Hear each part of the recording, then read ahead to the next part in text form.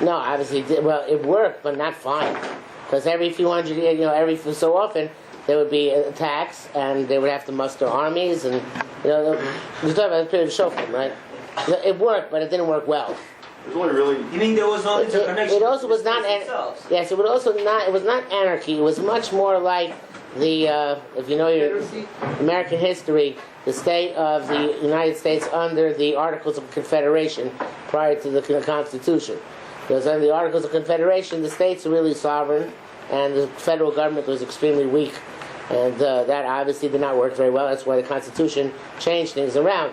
Whereas, so the same thing was true back then. Each Shevet was like its own state. And obviously, when things affected the nation as a whole, it was very difficult to deal with it. And that's why you had to have these Shoftim go through massive efforts to change things. So it works on one level, but not completely. There's only really 90 years of pure, proper peace.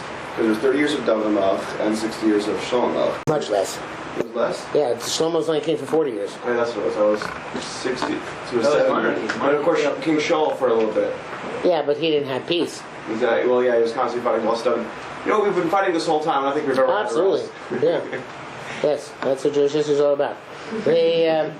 So, after that tangent off into the pro-socialism plug there probably aren't any other rebbeim in the yeshiva who are socialists, so fine, but certainly. Maybe we'll come back to that a little bit later.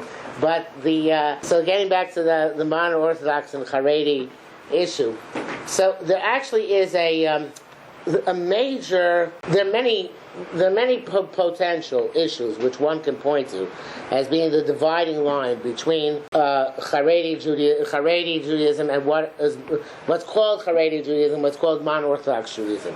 But probably the easiest line to identify and the most prominent line is the question of Da'as Torah. I want to speak about Da'as Torah for tonight and maybe into tomorrow. Da'as Torah is a term which appears in the Gemara in a specific sense, but is nowadays used in a totally different sense. Da'as Torah literally means the opinion or perhaps the wisdom of the Torah. And the Gemara